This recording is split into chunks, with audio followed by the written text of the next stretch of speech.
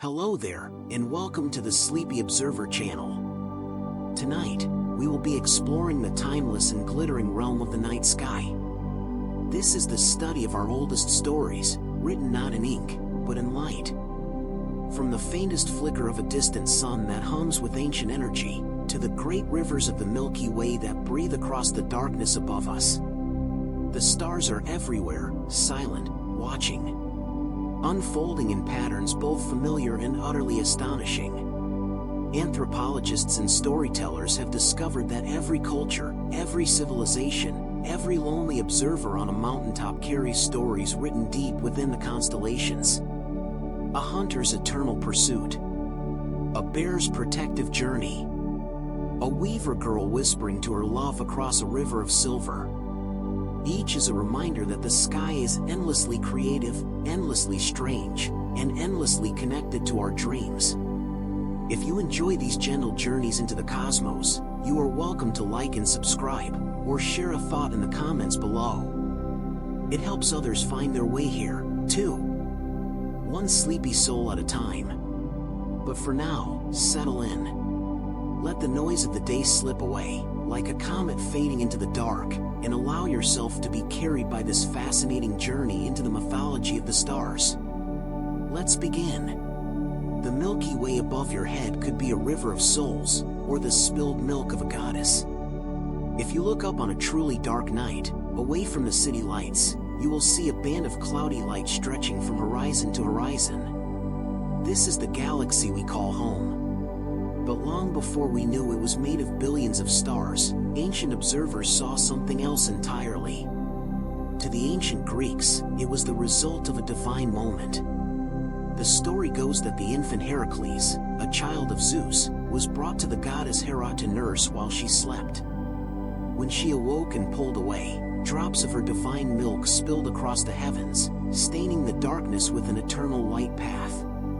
It is a story of nourishment, suggesting that the sky itself feeds the imagination of the world below. Travel across the ocean to ancient Japan, and this band of light becomes the River of Heaven, or Amanagawa. It is not milk, but a barrier of water and starlight that separates lovers. It flows silently, a celestial current that no boat can cross, shimmering with the tears of those who wait on its banks. In the traditions of the Cherokee people of North America, the story changes again. It becomes the trail of a dog. A spirit dog, who stole cornmeal from the people and ran up into the sky, spilling the white grains as he fled. The Milky Way is seen as the way the dog ran, a playful, grounded reminder that the heavens are not always solemn, but filled with the echoes of life on Earth. Each of these stories transforms the cold vacuum of space into something intimate. Whether it is milk, or water, or cornmeal, the Milky Way remains a symbol of sustenance and journey. It is a reminder that even in the deepest dark, there is a path, a way forward, a stream of light guiding the sleepy traveler toward the dawn. The Great Bear circles the pole, never dipping her paws into the ocean. High in the northern sky, there is a shape known to almost everyone. 7 bright stars forming a dipper, or a plow. But these 7 stars are part of a larger, more ancient shape, Ursa Major, the Great Bear. The Greeks told a story of tragedy and transformation about this bear. She was once Callisto, a nymph of breathtaking beauty, a follower of Artemis, the huntress. Her beauty, however, drew the attention of Zeus, and the jealousy of Hera. To protect her, or perhaps to punish her, depending on who tells the tale, she was transformed. Her soft skin became coarse fur. Her hands became heavy paws. Her voice, once melodious, became a terrifying growl. She wandered the forests, frightened of the other hunters, forgetting she was a bear herself. Years later, she encountered her own son, Arcus, who was now a young man and a hunter. He raised his spear, not knowing the beast before him was his mother. Just before tragedy could strike, Zeus intervened. He swept them both up into the heavens. He grasped Callisto by her short, stubby tail and swung her high into the northern sky. the force of the throw stretched her tail, giving the celestial bear the unusually long tail we see in the stars today. Her son was placed nearby as Ursa Minor, the little bear, or sometimes as the bear keeper, Boötes, forever watching over his mother. But the story holds a quiet melancholy. Hera, still angry, asked the ocean to never let the bear bathe in its cooling waters. And so, unlike other constellations that rise and set, dipping below the horizon, the Great Bear never sets. She circles the pole star endlessly, tired and vigilant, forever denied the rest of the ocean waves. It is a story of endurance. When you see the Big Dipper high in the sky, you are looking at a mother who watches over the night, a guardian who never sleeps so that the world below her can. Orion the hunter flees the scorpion, a chase that lasts for eternity. As the seasons turn and the air grows cold, a magnificent figure rises in the east. 3 bright stars in a perfect row form a belt, hanging from which is a sort of nebula and dust. This is Orion, the most brilliant of the winter constellations. He stands tall, a giant among the stars, with the red supergiant star Betelgeuse burning as his right shoulder and the blue-white Rigel as his left foot. In Greek mythology, Orion was a hunter of immense skill and immense pride. He boasted that he could hunt and kill every beast on Earth. The Earth Mother, Gaia, hearing this boast and fearing for her creatures, sent a tiny champion to stop him. Not a lion, or a dragon, but a simple scorpion. The scorpion, small and silent, stung the giant hunter. The gods, impressed by the scorpion's duty and saddened by the hunter's fall, placed them both in the sky. But they placed them with great care. Orion shines brightly in the winter sky, hunting the hare and the bull. But as summer approaches, and the constellation of Scorpius rises in the east, Orion hurriedly sets in the west. They are never in the sky together. It is a celestial dance of avoidance. As one rises, the other falls. It is a reminder of the balance of nature. The winter gives way to summer, the cold gives way to heat, the hunter gives way to the guardian of the earth. If you watch Orion sinking below the horizon, you are watching an ancient retreat, a giant stepping aside to let the seasons change. It creates a rhythm to the year, a slow, steady heartbeat of the sky that has continued for thousands of years, undisturbed by the chaos of the world beneath it. The celestial twins share a bond that even death could not sever. If you look above the hunter Orion, you will find 2 bright stars shining side by side, distinct and inseparable. These are Castor and Pollux, the heads of the constellation Gemini. They appear equal in the velvet night, but in the stories of ancient Greece, they were defined by a fundamental difference. They were brothers, born of the same mother, Leda. But Castor was the son of a mortal king, while Pollux was the son of Zeus. This meant that while they looked alike and fought alike, their fates were divided. Castor was mortal, destined to age and eventually die. Pollux was immortal, destined to live forever among the gods. They were inseparable in life, adventurers who sailed with Jason and the Argonauts, calming the seas and protecting travelers. But eventually, in a battle, the mortal Castor was slain. Pollux was consumed by grief. The prospect of eternity without his brother was not a gift, but a curse. He begged Zeus to take back his immortality, to let him die so he could be with Castor in the underworld. Zeus, moved by such brotherly devotion, offered a compromise. He would not let them die, but he would not force them to live apart. He placed them in the heavens, allowing them to spend half their time in the sky as shining stars, and half their time resting beneath the earth. When you see Gemini high in the winter sky, you are seeing a monument to compromise and love. It is a reminder that connection is the strongest force in the universe, strong enough to bend the rules of life and death. They shine together, 2 points of light proving that no one has to walk the darkness alone. The moon rabbit pounds the elixir of life in a mortar of pearl. While the stars form the backdrop of the night, the moon is its lantern. And upon its glowing face, billions of people across Asia do not see a man, but a rabbit. If you look at the full moon, at the dark plains or Maria that scarred surface, the shape of a rabbit with long ears sitting over a mortar becomes clear. The story of how he got there is one of ultimate selflessness. In Buddhist Jataka tales, it is said that the Emperor of the Heavens came down to earth disguised as an old, starving beggar. He asked 3 animals, a monkey, a fox, and a rabbit, for food. The monkey climbed trees and brought him fruit. The fox raided a stream and brought him fish. But the rabbit, who ate only grass, had nothing of value to offer the beggar. Seeing the old man's hunger, the rabbit built a fire. He then prepared to jump into the flames himself, offering his own body as a meal to the stranger. The emperor, astonished by this sacrifice, revealed his true form and snatched the rabbit from the fire.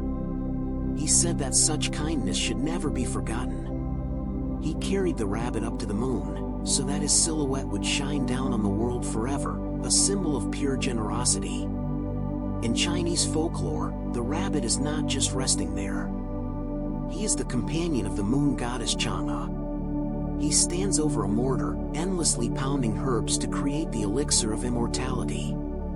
It is a quiet, rhythmic image to hold in your mind as you drift to sleep, a soft, white rabbit on the surface of the moon, tapping away in the silence of space, preparing a potion of eternal life for the universe. Cygnus the swan glides down the Milky Way, a friend searching for a friend. Flying gracefully along the band of the Milky Way is a large cross shape of stars. This is Cygnus, the swan. Its brightest star, Deneb, marks the tail, and its long neck stretches out along the starry river. Why is there a swan in the sky? The Greeks believe this bird was once a man named Cygnus. He was the dearest friend of Phaeton, the son of the sun god, Helios. Phaeton, in a moment of youthful recklessness, tried to drive his father's sun chariot across the sky. He lost control, scorching the earth and freezing the heavens, until Zeus was forced to strike him down with a thunderbolt to save the world. Phaeton fell from the sky into the great river Eridanus. Cygnus was heartbroken. He dove into the river repeatedly, diving deeper and longer than any human could, searching for the remains of his friend to give him a proper burial. The gods were touched by his devotion. They transformed him into a swan, allowing him to dive even deeper, his white feathers gleaming in the dark water. When his time came, he was placed in the sky as Cygnus. But look closely at how he is positioned. He is not flying up, away from the earth. He is flying down, along the Milky Way, his wings spread wide, his long neck reaching downward. He is still diving. He is still searching. It is a constellation of gentle sorrow, but also of peace. The swan glides silently on the currents of the galaxy, a symbol of the lengths we go to for those we care about. He is the guardian of the celestial river, forever swimming in the stream of stars. The North Star stands still, the nail of the heavens. For travelers in the Northern Hemisphere, there is one star that is more important than any other. It is not the brightest, nor the largest. It is Polaris, the North Star. If you were to take a long exposure photograph of the sky, all the stars would leave trails, concentric circles streaking across the image. All except one. Polaris sits almost exactly above the Earth's northern axis. As the world spins, Polaris remains the calm center of the wheel. To the Navajo people, this star is Nahuko's Baiko, the central fire. It is the hearth of the Hogan, the traditional home. Just as the fire in the center of the home provides warmth and structure for the family revolving around it, the North Star provides structure for the cosmos. It represents the peace and stability of home, a fixed point in a chaotic universe. The Paiute people tell a different story of how it got there. They speak of a mountain sheep named Naga. He was a climber of immense skill, always looking for the highest peak. He found a mountain that was so tall its peak pierced the clouds. Determined, Naga found a cave that led up through the heart of the mountain. He climbed and climbed, through the dark, until he burst out onto the summit. But when he looked down, the slopes were sheer cliffs. He was trapped. He could not climb down. The Great Spirit saw him there, brave and stranded on the highest point of the world. To honor his determination, the Great Spirit turned him into a star, the only star that does not travel. He stands there still, a beacon for all other climbers and travelers. So when you feel unmoored, or when the world feels like it is spinning too fast, remember Polaris, the quiet nail of the sky, the mountain sheep on the summit, holding steady so that you can find your bearings. The 7 rishis meditate in the silence of the Great Bear. We have spoken of the Great Bear, Ursa Major. But if you were observing the sky from the banks of the Ganges in ancient India, you would not see a bear. You would see the Saptarishi. In Hindu astronomy, the 7 bright stars of the Big Dipper represent 7 great sages, or rishis. These are not merely stars, they are enlightened beings who have transcended the cycle of life and death. They sit in the sky, meditating, watching over the flow of cosmic time. They are so ancient that they are said to have existed before the sun itself. As the earth turns, the rishis appear to slowly rotate around the pole star, which in this tradition represents Vishnu, the preserver. This slow rotation is seen as an act of circumambulation, a holy walk around a sacred center.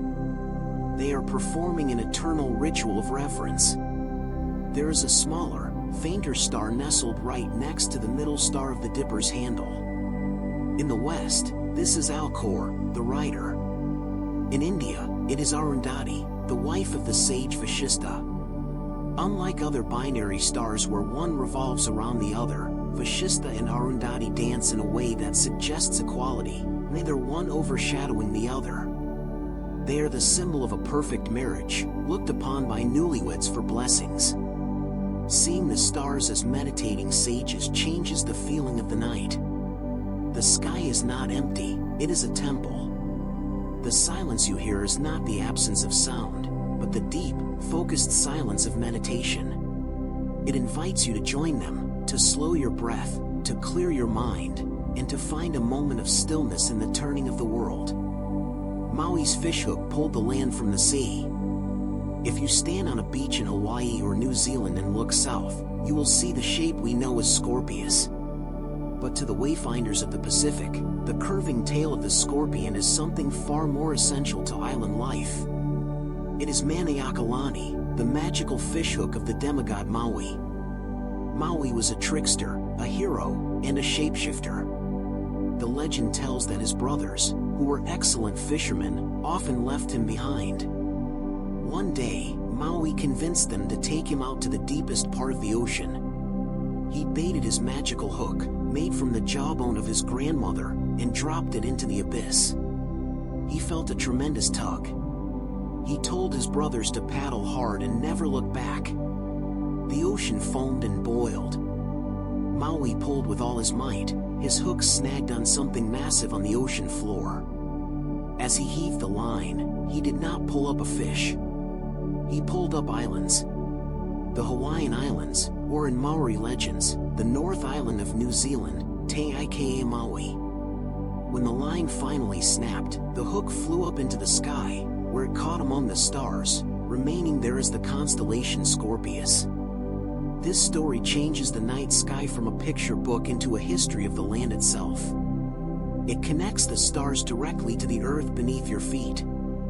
It suggests that the solid ground we sleep upon is a gift from the heavens, pulled from the depths by magic and muscle. The hook hangs there still, a celestial tool resting after the work of creation is done. The northern lights are the sparks of a celestial fox.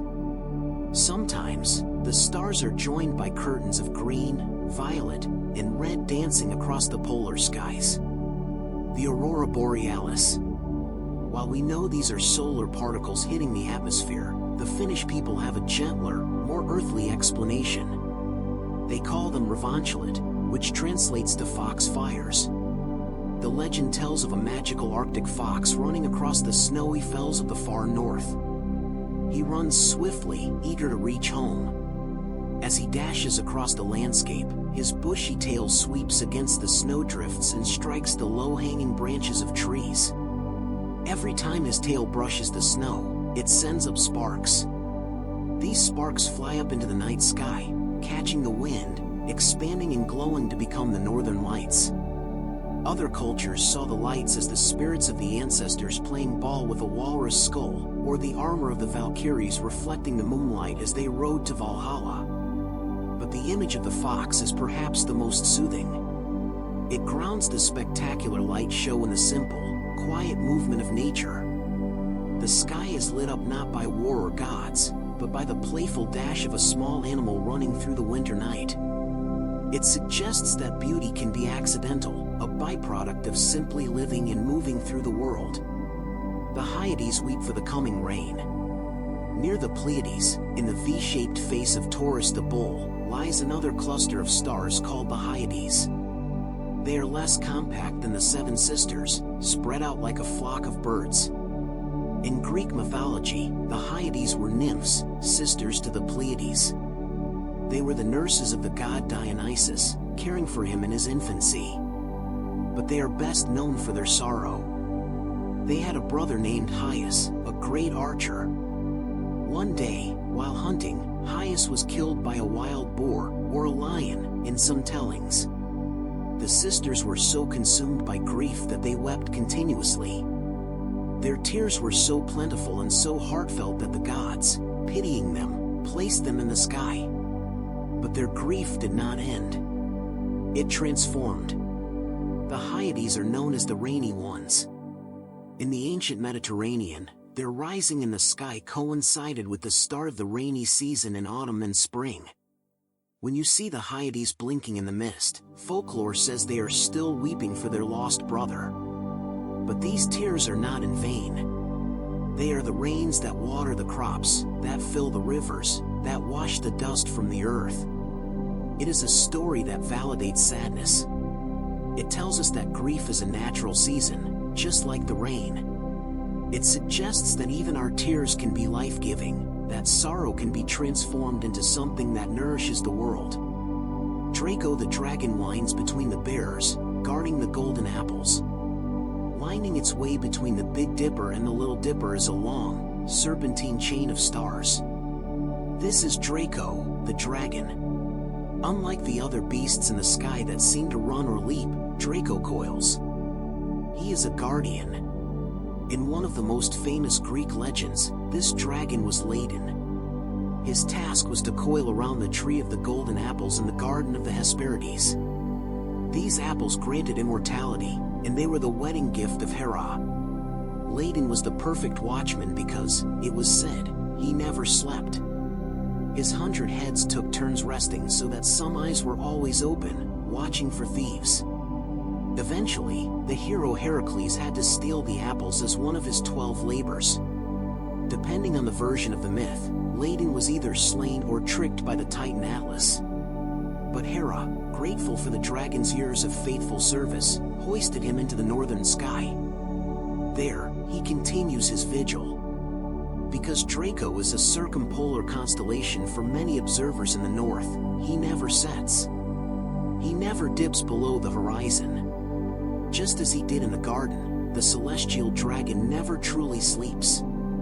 He winds protectively around the pole of the sky, guarding the stability of the heavens. For us, sleeping safely in our beds, it is a comfort to know there is a guardian overhead who keeps one eye open so that we don't have to. Venus changes from the warrior to the lover. Though not a star in the scientific sense, the planet Venus is the brightest star we see, often the first light in the evening or the last in the morning. Because of this dual nature, ancient cultures often saw it as two different beings, or a being with two faces. To the Mayans, Venus was a fearsome, masculine warlord. They calculated its movements with obsessive precision, planning battles to coincide with its rising. It was a piercing, dangerous light. But to the Romans and Greeks, this same light was the goddess of love, Venus or Aphrodite. She was the bringer of peace, beauty, and harmony. In ancient Mesopotamia, the star was Inanna, or Ishtar. She was unique because she was both. In the morning, she was the goddess of war, heralding the struggle of the day. In the evening, she was the goddess of love and sensuality, heralding the rest and connection of the night. This duality speaks to the rhythm of human life. We wake to the morning star, putting on our armor to face the challenges, the work, and the battles of our day. But as the sun fades and the evening star glows in the west, we are invited to take off that armor, to become softer, to return to love, to family, and to rest. Venus serves as the celestial signal for this transition. When you see that brilliant gem hanging in the twilight, it is the universe's signal to lay down your burdens. The time for the warrior is over, the time for the dreamer has begun. The coal sack in the llama's eyes. We spoke of the emu in the dark clouds of the Milky Way. But high in the Andes Mountains, the Incas looked at the same dark patches and saw something else. They saw a llama. The Incas were the only ancient civilization to have more constellations made of darkness than of light. They called these dark constellations Yanafoyu. The most prominent is the Great Llama, Yakana. It stretches through the Milky Way, its head dark and long, with two bright stars, Alpha and Beta Centauri, serving as its glowing eyes. Legend says that the Yakana wanders the great river of the sky, drinking its waters. If the llama did not drink from the Milky Way, the river would overflow and drown the world below. Sometimes, it is said, the celestial llama comes down to earth at midnight to drink from the mountain springs. If a lucky person encounters the Yakana, it might shed some of its wool, which turns into precious jewels or silver. This myth transforms the darkness into a protective force. The dark patches are not voids, they are thirsty animals keeping the cosmic balance, ensuring we are not overwhelmed by the flood of the galaxy. It paints the night sky as a busy, living ecosystem, where even the shadows have a job to do. Lyra sings the music of the spheres, a melody for the lost. High overhead in the summer months, near the Milky Way, burns the sapphire blue star Vega. It is the jewel of the constellation Lyra, the harp. To the ancient Greeks, this was the lyre of Orpheus, the greatest musician who ever lived. It was said that when Orpheus played, the world stopped to listen. Rivers paused their flow, trees pulled their roots from the earth to dance, and even stones were moved to tears. His music was powerful enough to charm the guardians of the underworld when he descended to try and rescue his wife, Eurydice. Though his quest ended in tragedy, his music did not die. When Orpheus passed from the world, Zeus sent an eagle to retrieve his lyre. He placed the instrument in the sky. If you listen closely to the silence of a summer night, the wind in the trees is said to be the faint echo of that celestial harp. It plays a song not of sadness, but of memory. It suggests that beauty is never truly lost. It is simply translated into a different form. The music that once charmed the earth now charms the stars, vibrating through the vacuum, adding a harmony to the silence of space. The great ship Argo sails the southern horizon, broken but buoyant.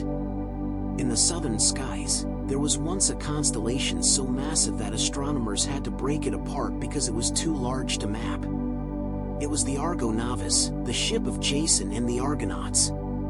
Today, it is split into three constellations: Carina, the keel, Vela, the sails, and Puppis, the stern. But if you look at them together, you can still see the ghost of the great galley sailing through the sea of stars.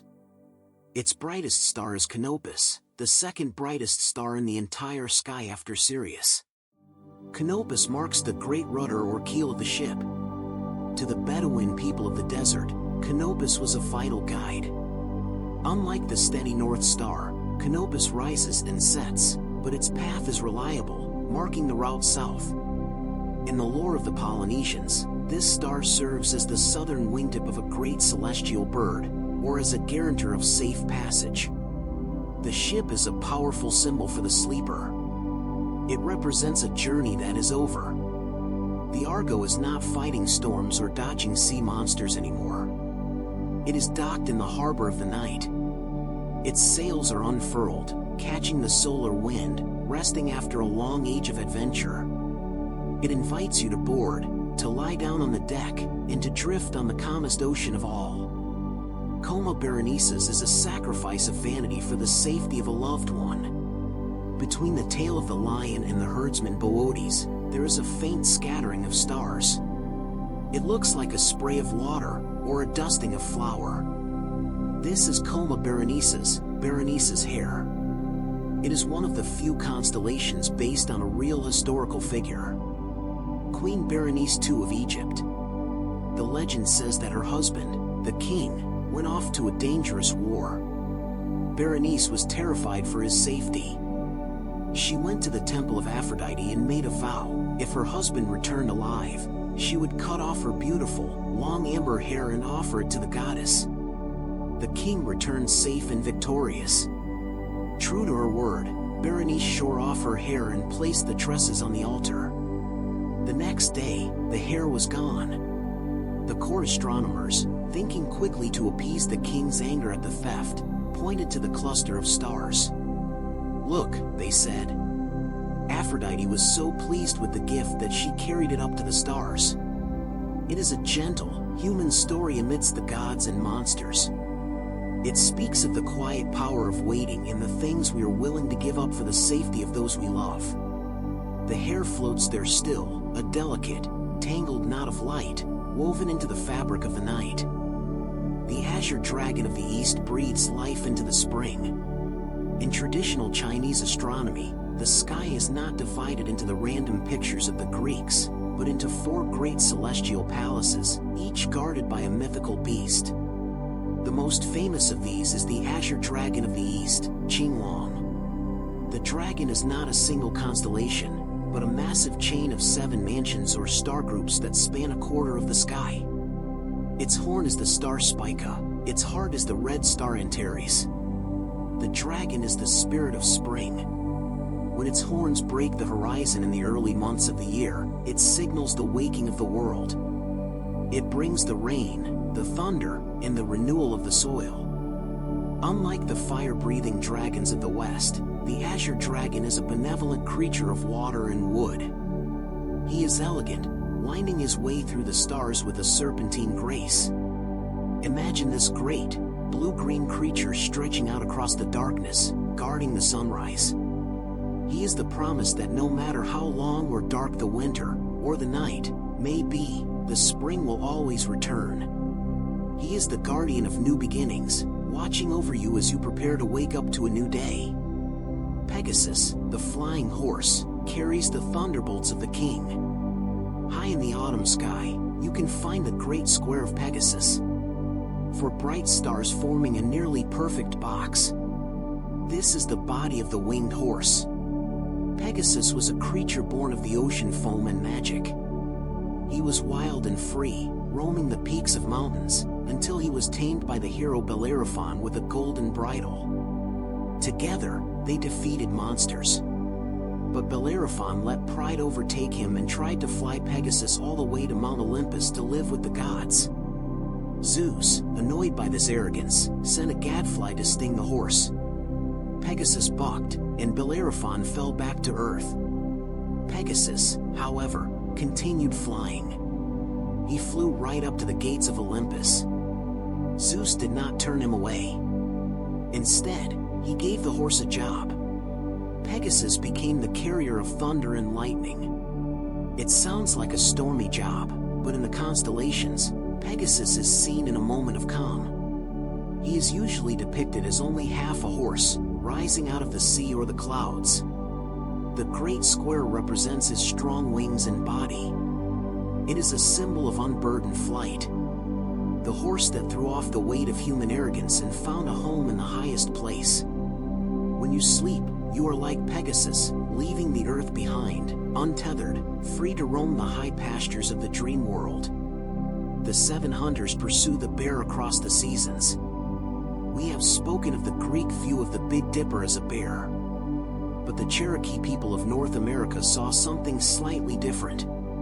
They saw the 4 stars of the bowl as the bear, but the 3 stars of the handle were not a tail. Bears, after all, do not have long tails. To the Cherokee, those 3 stars are hunters. The first hunter carries a bow. The second carries a pot to cook the meat. The third carries wood to light the fire. They chase the bear across the sky all year long. In the spring and summer, the bear is high in the sky, running strong, eluding them. But as autumn comes, the bear dips low toward the horizon. The hunters get close. An arrow strikes the bear. The bear is not killed, but it is wounded. Its blood drips down from the sky and stains the leaves of the trees on earth. This, the legend says, is why the leaves turn red and orange in the autumn. The bear then goes into hibernation below the horizon, only to be reborn and rise again in the spring, with the hunters resuming their eternal chase. This story ties the movement of the stars directly to the changing of the leaves. It creates a beautiful synchronicity between the cold lights above and the colorful forests below. It is a cycle of pursuit and rest, explaining the rhythm of the year through a celestial hunt. Delphinus the dolphin saves the poet from the sea. Near the flying swan and the musical harp lies a tiny, diamond-shaped constellation. Delphinus, the dolphin. The Greeks told the story of Arion, a famous poet and musician who had won a fortune in a music contest overseas. On his voyage home, the sailors on his ship grew greedy. They conspired to kill him and steal his gold. Arion asked for one last request, to sing a final song. He stood on the deck and sang a melody so high and pure that it pierced the waves. Then, he jumped into the sea.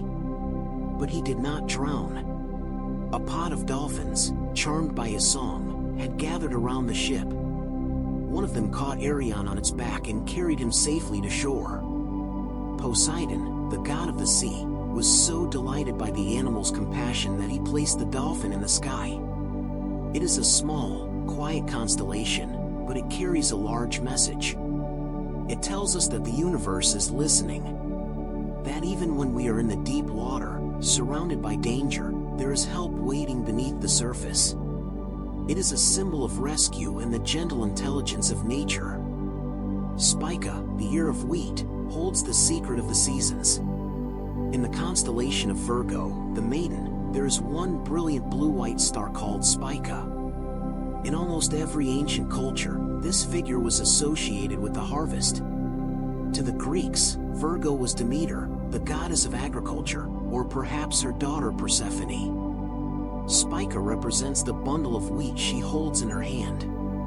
The visibility of this star dictated the lives of millions. When Spica disappeared into the glare of the sun, it was time to harvest. When it reappeared, it was time to plant.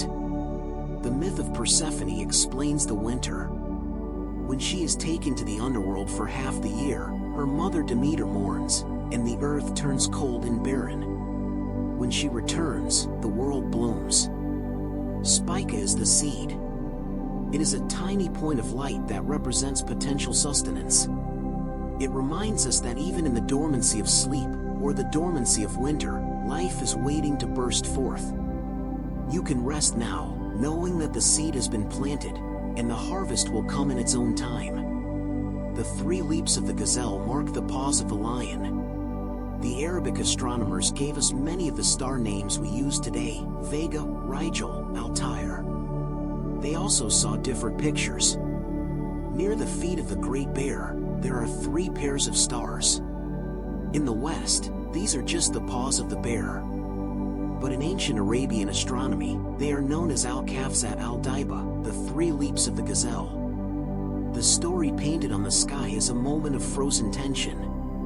The gazelle was drinking at a celestial pond, the constellation Coma Berenices, when it was startled by the lion, Leo. It leaped 3 times across the sky to escape. The stars mark its hoof prints. This myth adds a sense of motion to the static sky. It is not just a collection of statues, it is a snapshot of action. It captures the grace of the animal in flight. It reminds us that fear passes. The gazelle escaped. The lion remains behind. The leaps are immortalized as a victory of speed and agility over raw power. The old man holds the sky so it does not fall. In the mythology of the Tupi people of Brazil, there is a figure seen in the stars of Orion. But they do not see a hunter. They see the old man. He is an ancient being with a stick, who was created by the gods to hold up the sky. But the old man is tired. His leg has been bitten by a celestial caiman, represented by the Pleiades and Hyades nearby. Because of his wound and his age, he walks with a limp. This explains why the constellation rises tilted in the sky and sets tilted on the other side. He is stumbling, struggling under the weight. But he never lets go. It is a poignant image of resilience. The universe is heavy, and life can be a burden, but the old man endures. He limps across the heavens every night, performing his duties so that the earth remains safe. It allows us to feel that our own burdens are being shared, carried by the stoic figure marching endlessly through the dark. Auriga the charioteer carries a goat in his arms. There is a five-sided shape, a pentagon, high in the winter sky. This is Auriga, the charioteer. In classical depictions, he is a noble driver of a chariot.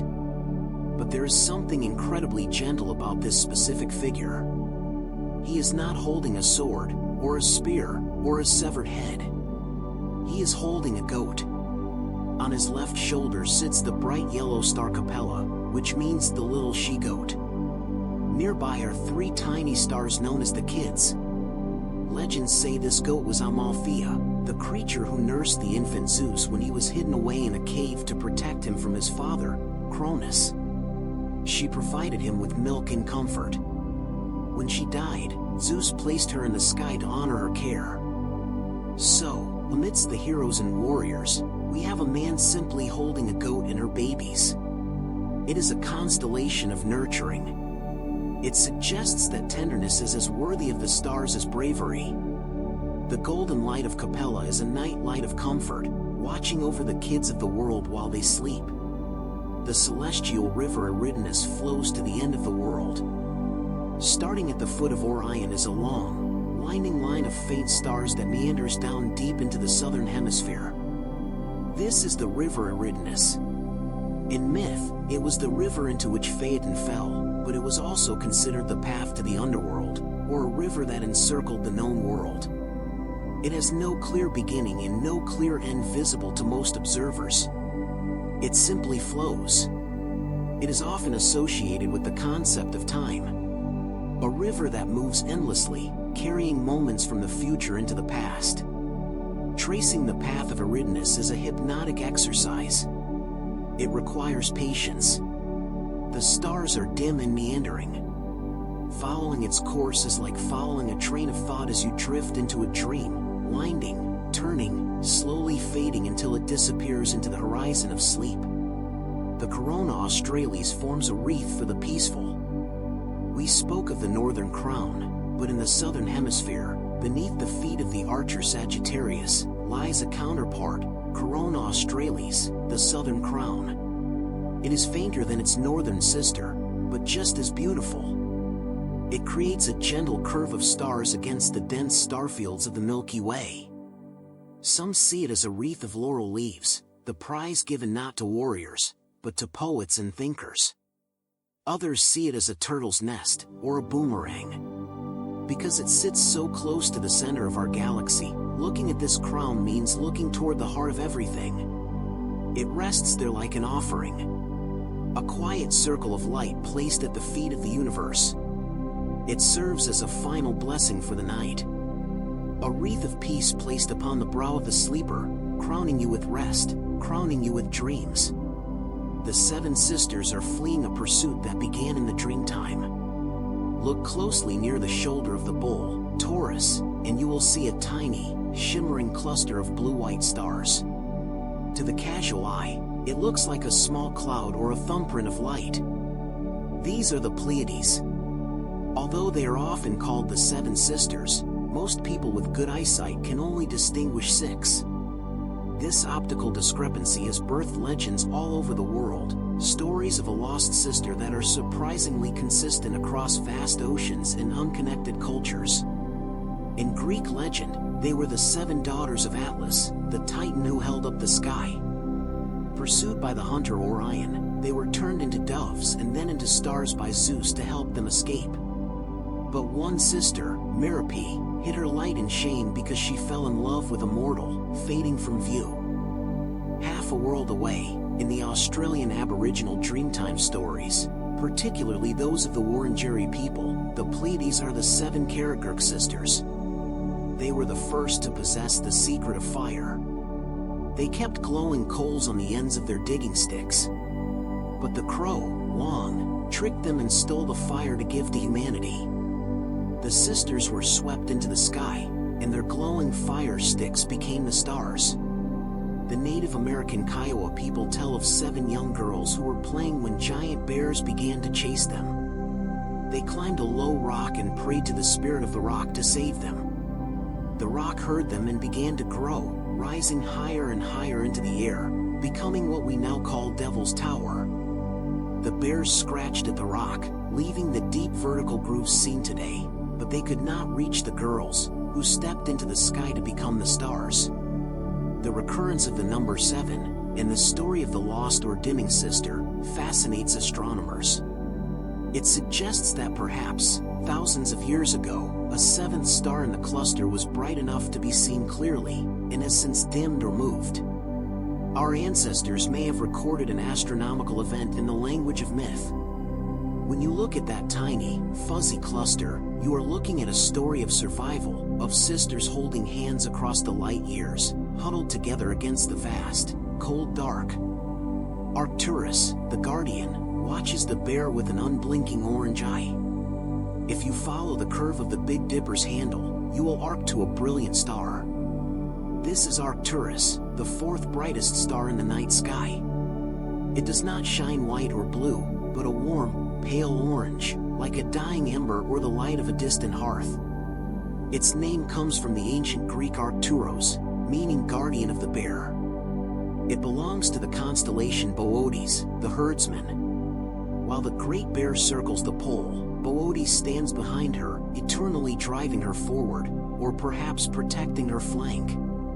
He is often depicted as a man holding a staff, sometimes accompanied by hunting dogs. But in the quiet of the night, he looks more like a shepherd. He is the oldest of the cultivators, the one who invented the plow. This star has a special significance in Polynesian navigation as well. To the Hawaiians, it is Hkli, the star of gladness. It passes directly overhead at the latitude of Hawaii. For sailors lost on the vast Pacific, seeing the orange glow of Hkli meant they were finding their way home to the islands. Arcturus is a star of arrival. It is a star that says, you are on the right path. Its warm, orange light is a comfort in the cold blackness, a signal that a guardian is watching, and that home is getting closer with every wave. The black tortoise of the north sleeps through the winter. We spoke of the azure dragon of spring. But in the Chinese sky, the northern quarter of the heavens is ruled by a different beast, Xuanwu, the black tortoise. This massive figure is made up of 7 mansions or star groups that sit in the northern sky. It is not just a tortoise, it is often depicted as a tortoise entwined with a snake. The black tortoise represents winter. It represents water, cold, and the stillness of hibernation. It is the most patient of the celestial guardians. While the dragon moves and the tiger roars, the tortoise waits. Its shell is the dome of the sky itself, a hard, protective shield against the chaos of the universe.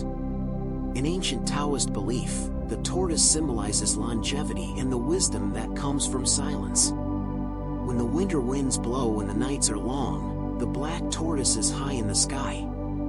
It reminds us that rest is not a sign of weakness. To hibernate, to sleep, to withdraw into one's shell, this is a vital part of the cycle of life. The tortoise watches over your sleep, offering the protection of its great, black shell against the worries of the world. Andromeda, the chained princess, waits for the turning of the tide.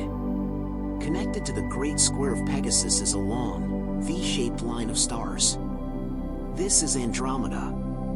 In the Greek myth, she was the daughter of Cassiopeia, chained to a rock by the sea as a sacrifice to a sea monster. It is a story of terrifying vulnerability. She could not run, she could not fight. She could only wait. But in the sky, her figure is not one of terror, but of grace. Her head connects to the winged horse Pegasus, suggesting that her liberation is always close at hand. Andromeda holds a secret within her constellation. If you look closely at her belt, you can see a faint, fuzzy smudge. This is not a star. It is the Andromeda Galaxy, an island universe of 1 trillion stars, the most distant object the human eye can see without a telescope. It is 2.5 million light-years away. When you look at that faint smudge, you are seeing light that left its source before humans walked the earth. The chained princess holds the deepest secret of the night sky in her arms. She reminds us that even when we feel bound or stuck, we carry galaxies within us. We are larger and more ancient than we know. The Magellanic Clouds are the mist of the ancestors. For those watching the sky from the southern hemisphere, in Australia, South America, or southern Africa, there are 2 detached pieces of the Milky Way that float separately in the deep south. These are the large and small Magellanic Clouds. They look like torn fragments of a cloud, glowing softly. To the Maori of New Zealand, these clouds were sometimes seen as Tuputuputu and Titii, dust clouds protecting the entrance to the heavens. To the Jews/Hwansi people of Namibia, the small cloud was a celestial ostrich egg, and the large cloud was a patch of soft grass. But perhaps the most poetic interpretation comes from the Burong people of Australia. They saw the clouds as the ashes of a pair of giant cranes, or brolgas, that had been cooked by the sun. These clouds are actually dwarf galaxies, companions to our own Milky Way. They orbit us, dancing slowly through the eons. They are traveler galaxies, visitors from the deep void. They float there like 2 soft pillows in the dark bedroom of the sky. They are gentle anomalies, reminding us that the universe is not perfect or uniform. It is messy, and cloudy, and beautiful in its irregularity. Ophiuchus, the serpent-bearer, holds the knowledge of healing. There is a large, often overlooked constellation that stands between Scorpius and Sagittarius. It is Ophiuchus. He is depicted as a man holding a giant snake, represented by the constellation Serpens, which winds around his waist. Ophiuchus is often associated with Asclepius, the Greek god of medicine and healing. The snake is the ancient symbol of rebirth, because it sheds its skin and emerges new. Legend says Asclepius learned the secrets of medicine by watching one snake heal another with herbs. He became so skilled that he could even bring the dead back to life. This upset the balance of the underworld, leading Zeus to place him in the stars to stop his work on Earth. He stands there still, clutching the serpent of renewal.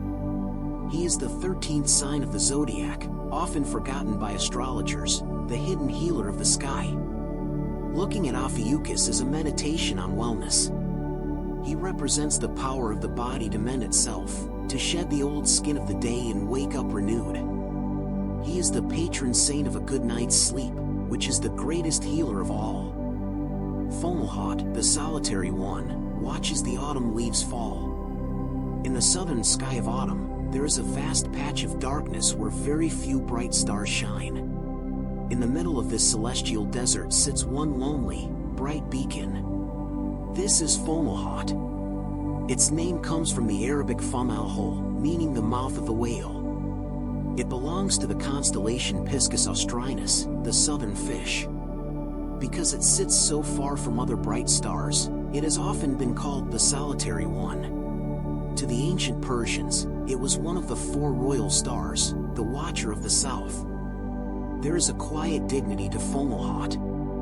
It does not rely on a cluster or a constellation to define it. It shines alone. Recent science has added a layer of wonder to this lonely star. We now know that Fomalhaut is surrounded by a massive ring of dust, a debris disk that looks like a giant eye staring back at us. Inside that ring, a planet is forming. The solitary one is not so solitary after all. It is building its own family in the dark. It reminds us that even in our loneliest moments, we are creating, building, and becoming something new. Aquila the eagle carries the cup of the gods. Soaring along the Milky Way, flying towards the swan, is Aquila, the eagle. Its brightest star is Altair, which we met earlier as the cowherd. But in Greek myth, the bird itself has a different job. This was the eagle of Zeus. It was the bird that carried the thunderbolts. But it was also the bird that swooped down to earth to carry the young prince Ganymede up to Olympus. Ganymede was so beautiful that Zeus wanted him to be the cupbearer of the gods. The eagle caught him gently in its talons and bore him into the sky, where he became the constellation Aquarius, the water-bearer. Aquila is a symbol of elevation. It represents the ability to rise above the mundane world, to be lifted by wings stronger than our own. It flies eternally along the river of stars, a silent servant of the highest power, gliding on the thermal currents of the galaxy. Lepus the hare hides at the feet of the hunter. While everyone looks at the giant Orion, few notice the small, faint constellation crouching immediately beneath his feet. This is Lepus, the hare. It is a humble constellation. It does not represent a god or a monster. It is simply a rabbit, hiding in the grass. In myth, Orion enjoys hunting the hare, but in the sky, he never catches it. The hare is eternal. It sits perfectly still, ears flattened, relying on its camouflage to survive the night. It is a comforting thought for the small and the quiet. The hare survives not by fighting the scorpion or the bull, but by staying still. It finds safety in the shadow of the giant. It teaches us the value of being small, of being quiet, and of finding a safe burrow while the giants stomp around above.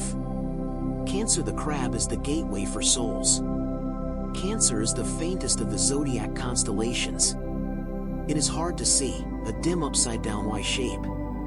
In Greek myth, it was a crab that pinched Hercules' toe during his battle with the Hydra and was crushed for its trouble. Hera put it in the sky for its bravery. But in older traditions, particularly Platonist philosophy, this dim part of the sky had a much more mystical role. It was known as the Gate of Men. It was believed that this was the portal through which souls descended from heaven to be born into human bodies. Within the shell of the crab lies a beautiful cluster of stars called the Beehive Cluster, or Praesepe. To the naked eye, it looks like a fuzzy swarm of light. Ancient observers saw this swarm as a gathering of souls waiting to be born. It paints the crab not as a monster, but as a vessel. A cosmic womb. A soft, dim harbor where the spirits gather before taking the plunge into life. It suggests the sky is not just a ceiling, but a door, and that we have all passed through the crab's shell to get here. The phoenix rises from the ashes of the southern horizon. For sailors traveling south, a new bird rises to meet them. Near the end of the river Eridanus lies the phoenix. This constellation was not named by the Greeks, but by Dutch navigators in the late 1500s. However, the legend of the firebird is ancient and universal. The bird that lives for centuries, burns itself on a pyre of spices, and rises young again from the ashes. It is the ultimate symbol of the cycle of sleep and waking. Every night, we lie down. Our consciousness burns away into the strange, disjointed world of dreams. We dissolve. And every morning, we wake up. We rise from the sheets, renewed, born again into a new day. The phoenix shines in the southern sky as a promise that energy is never destroyed, only renewed. It tells the sleeper that the end of the day is not an end, but a necessary fire that clears the way for tomorrow. Capricornus, the sea goat, swims in the celestial sea. One of the strangest shapes in the sky is Capricornus. It is depicted as a creature with the head and forelegs of a goat and the tail of a fish. The Greek legend says this is the god Pan. During a feast of the gods, the terrible monster Typhon attacked. The gods fled, changing their shapes to hide. Pan tried to jump into the Nile River to escape. He tried to turn into a fish, but he was in such a panic that only his bottom half transformed. His top half remained a goat. Zeus, amused and impressed by the quick thinking, placed this strange hybrid in the stars. But there is a deeper, older symbolism here. The sea goat represents the transition from the abyss of the water to the peak of the mountain. It is the creature that can navigate both the deep emotions of the subconscious, the ocean, and the hard ambition of the material world, the mountain. It is a constellation of climbing. It reminds us that we are all hybrids, part dreamer and part doer, swimming and climbing our way through the vastness of life. The northern crown is also a spider's web. We spoke of the northern crown as Ariadne's tiara. But to the Native American Navajo people, the cosmos is not just about heroes, it is about balance. They see the corona borealis not as a crown, but as a spider's web. It is the home of Spider Woman, a benevolent deity who taught the people how to weave. She is the one who wove the web of the universe, connecting all things. She threw the dew into the sky to make the stars. The curved shape of the constellation is the structure of her net, waiting to catch dreams, or perhaps to hold the fabric of reality together. It is a comforting, domestic image. The universe is not a chaotic void, it is a woven blanket.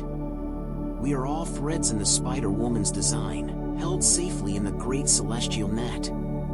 The Great Rift is the road to the afterlife. In the mythology of the Maya, the Milky Way was the world tree, or Wakachan. But the dark lane that splits the Milky Way, the Great Rift, was seen as the road to Xibalba, the underworld. It looks like a dark fork in the river of light. To the Maya, this was a cave mouth in the sky.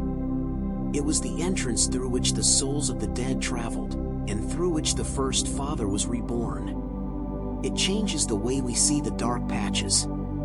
They are not empty, they are corridors.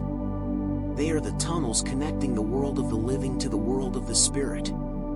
It creates a complete geography of the soul, mapped out in light and shadow above our heads. The weaver girl and the cowherd wait for the bridge of magpies. In the height of summer, if you look directly overhead, you will see the summer triangle. Two of its brightest stars, Vega and Altair, sit on opposite sides of the Milky Way. In China, and throughout much of East Asia, these are not just balls of burning gas, but separated lovers. Vega is Xinu, the weaver girl. She was a celestial fairy who wove the colorful clouds of the sunset and the sunrise. Altair is Niulang, a humble mortal cowherd. They fell deeply in love, a love that distracted Xinu from her weaving and Niulang from his herd. The Queen Mother of the West was furious at this neglect of duty. With a sweep of her hairpin, the Queen Mother scratched a deep river across the sky, the Milky Way, separating the lovers forever. Xinu was left on one side, weeping as she wove the clouds, and Niulang on the other, watching her from afar with his two children, the two smaller stars flanking Altair. But their love moved the hearts of the magpies. Once a year, on the 7th day of the 7th lunar month, all the magpies in the world fly up to heaven. They form a living bridge with their wings across the starry river, allowing the weaver girl and the cowherd to meet for one single night. It is said that if it rains on this night, it is the tears of the couple crying at their reunion, or their parting. This story transforms the layout of the summer sky into a map of longing. The distance between the stars becomes a measure of desire.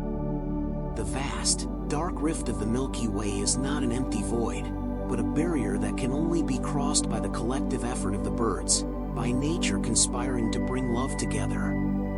It reminds us that connection requires effort, and that patience is a force as powerful as gravity. Cassiopeia sits on her throne, turning with the world. Opposite the Great Bear, on the other side of the pole star, lies a distinct W or M shape of 5 bright stars. This is Cassiopeia. In myth, she was a queen of Ethiopia, a woman of immense beauty and even immense vanity. She boasted that she and her daughter Andromeda were more beautiful than the Nereids, the sea nymphs who attended Poseidon. This was a dangerous arrogance. The gods did not take kindly to mortals claiming superiority. Poseidon, in his wrath, sent a sea monster, Cetus, to ravage the coast. To save the kingdom, Cassiopeia's daughter Andromeda was chained to a rock as a sacrifice, though she was eventually saved by the hero Perseus.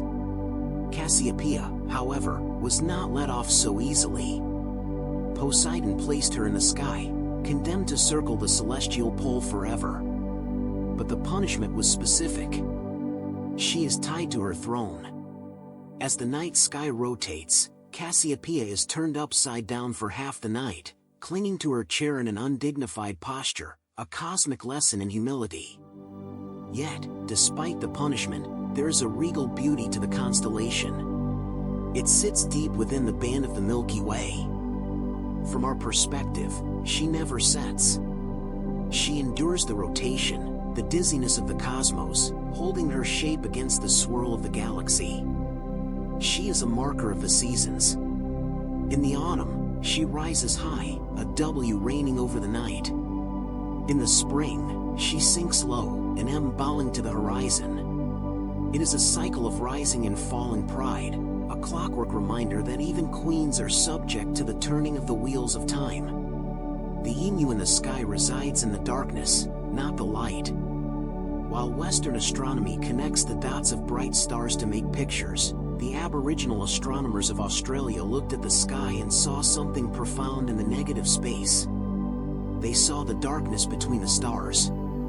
Stretching across the Milky Way, there are dark clouds of interstellar dust that block the light of the stars behind them. To the Kamilaroi and Ualai peoples, these dark patches form the shape of a giant emu. The Coalsack Nebula, a dark patch near the Southern Cross, forms the emu's head. The dark lanes of the Milky Way stretching through Scorpius and Sagittarius form the neck and the body. The legs trail off towards the horizon. This isn't just a picture, it is a calendar. The position of the emu in the sky at dusk tells the people what is happening on the Earth. When the emu rises in April and May, it looks like it is running. This is the time when real emus are laying their eggs, and they are ready to be harvested. Later in the year, as the Milky Way shifts, the emu appears to be sitting on its nest. Later still, it appears as a waterhole, signaling the dry season. This constellation of silence teaches us a different way to see. It teaches us that the void, the shadow, and the absence of light carry just as much meaning as the brilliance of the stars. It reminds us that in life, as in the sky, what is not there defines the shape of what is. The darkness is not empty, it is a canvas, a silhouette of sustenance and survival. The goddess Nut swallows the sun, birthing the day.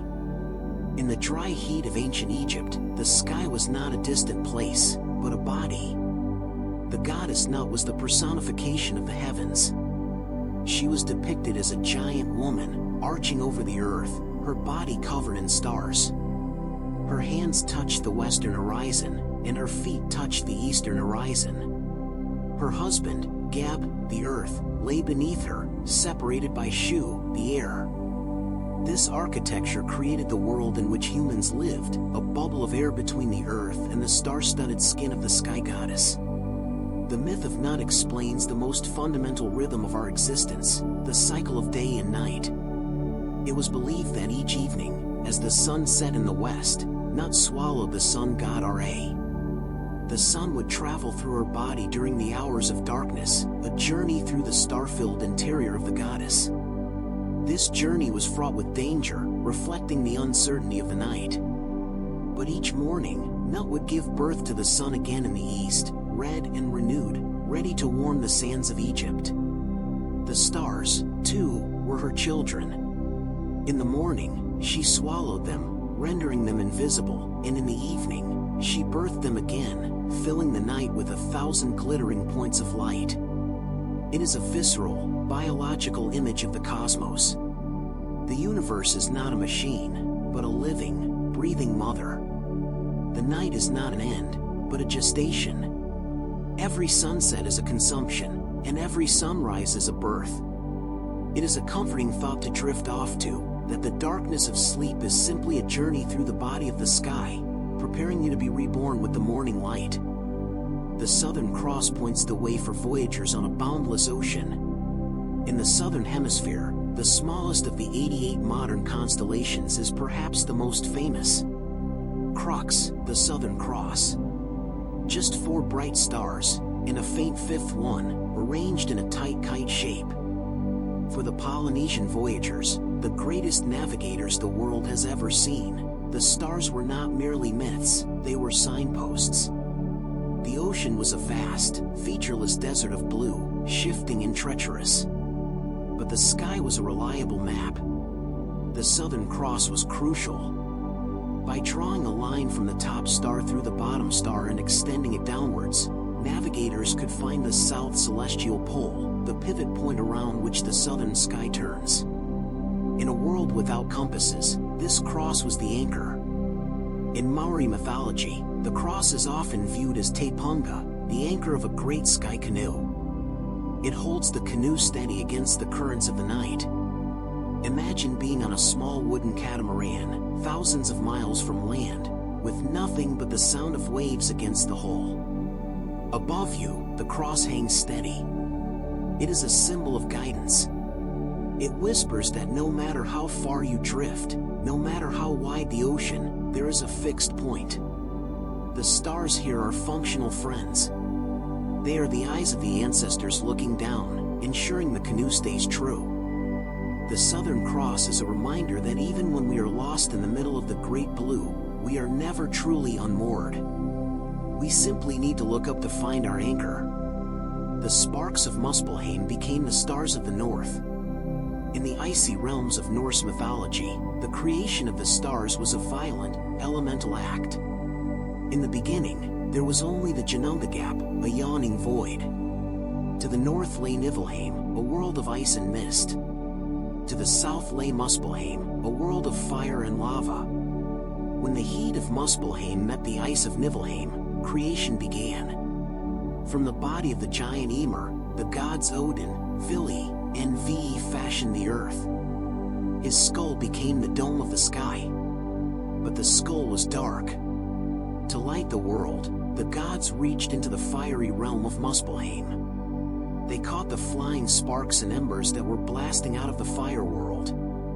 They took these glowing fragments of primordial fire and cast them up into the inside of the skull sky. Some they fixed in place, to become the constellations that guide the seasons. Others they let wander, becoming the planets that roam the heavens. This myth tells us that the stars are not cold, distant diamonds, but captured fire. They are remnants of the raw energy that started the universe. They are sparks of a great, cosmic forge, pinned against the darkness to keep the ice at bay. It brings a warmth to the winter sky. When you look up at the cold stars of January, remember the Norse legend. You are seeing the embers of Muspelheim, burning still. Tiny hearths suspended in the void, promising that fire and life can exist even in the deepest cold. Corona Borealis, the northern crown, waits for a heart to mend.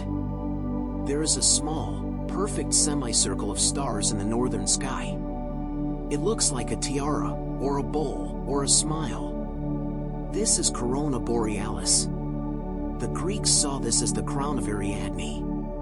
Ariadne was the princess of Crete who helped the hero Theseus defeat the Minotaur in the labyrinth. She gave him the thread that allowed him to find his way out of the darkness. They fled together, but in a cruel twist of fate, Theseus abandoned Ariadne on the island of Naxos while she slept.